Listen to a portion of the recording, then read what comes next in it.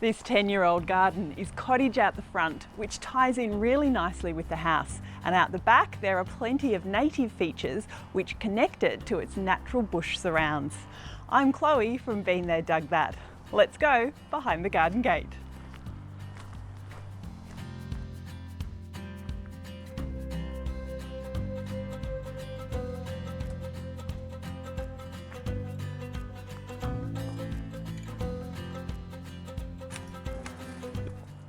At this time of the year, the Loropetalum's new burgundy foliage and pretty pink flowers are really nice.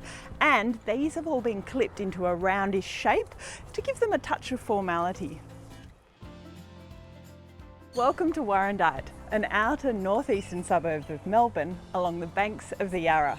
We've come into a little forest of acacias here and it feels nice and cosseted. Now the owner Mandy has grandkids and I can see some little features in this garden that they would really appreciate, like running through these forested spaces would be really fun.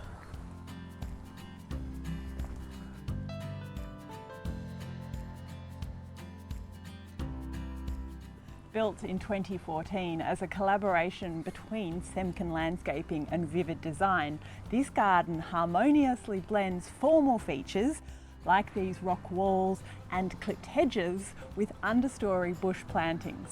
It's a nice combination on a small block that works really well.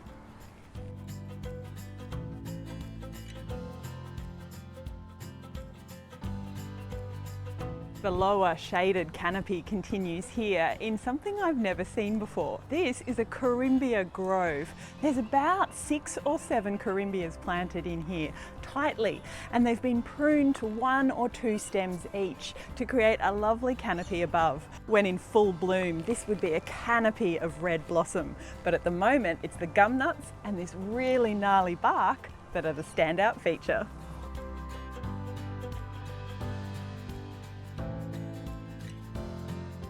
Despite having a northerly aspect, back here is still shaded thanks to the big established gums and the double-storey lily-pilly hedge. When Mandy built the house, the backyard was just a plain grassland, and with neighbours on all sides, the lily-pilly hedge was an essential for privacy and screening. Now this backyard space feels really, really calm and quiet. It's the type of spot where you can sit down, admire the house and the garden, and while away a few hours. The plants down in this part of the garden need to be tough and hardy ones. We've got acacias, lomandras, correas, and even some nandinas thrown in as well. And the big architectural features are the Gymea lilies.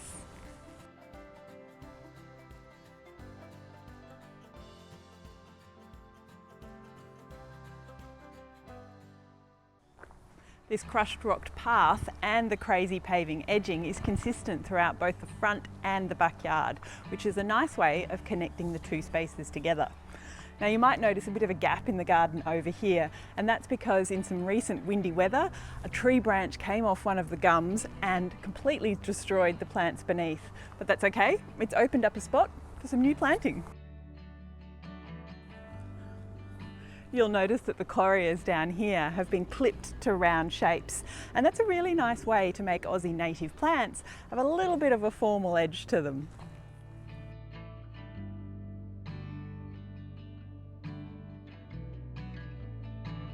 This beautiful curved arbor divides the native forest beneath with the entertainer's lawn and the barbecue area closer to the house. Being a soft curve like this, it encourages movement and it actually matches the boundary fence, which is also curved.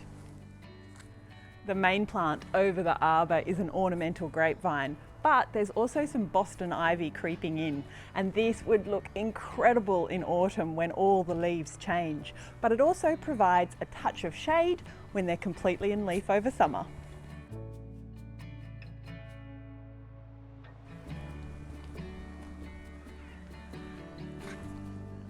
This is a lovely fire pit space, but you might notice that the buffalo lawn is looking a little bit miserable, and that's because we're still in early spring, so the warmer weather hasn't arrived yet, and when it does, it will green it up and thicken it up beautifully.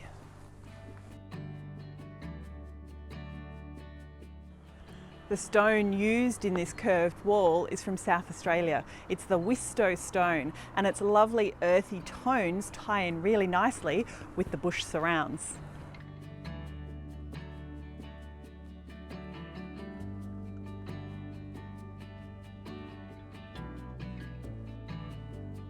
From this deck up here, we've got a beautiful vista over the garden, and because of its covered space, this area is an entertainer's paradise, no matter what the weather is.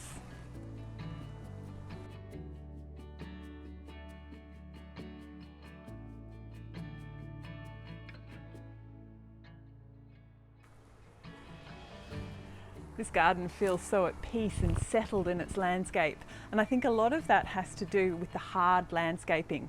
The structures don't feel like they're brand new. The stone wall and the timber arbour feel like they've been here a lot longer than 10 years. This sunny western corner features lots of edibles, herbs, blueberries and espaliered lemons, and the flat lawn space is also very popular with Mandy's grandkids.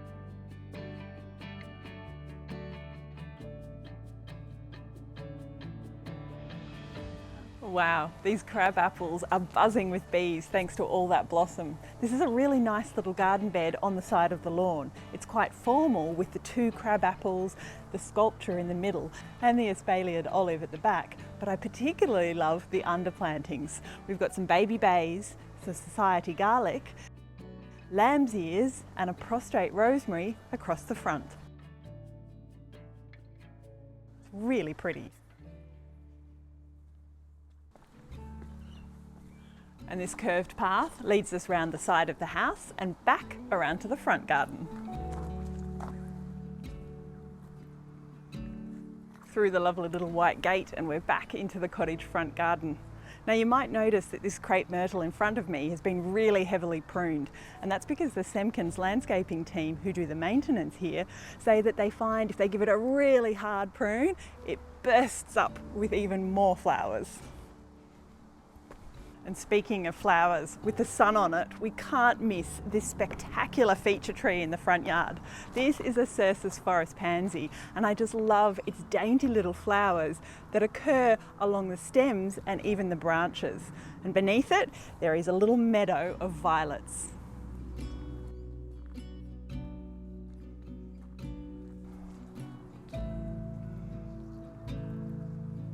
With its pretty dainty plants in the front like the camellias and the cercis, and the dramatic Aussie natives in the backyard, this garden is a beautiful combination of exotics and natives that work well with the house and the bush surrounds.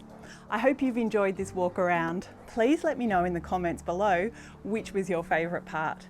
And don't forget to like and subscribe, because I've got plenty more garden tours coming your way. I'll see you next time.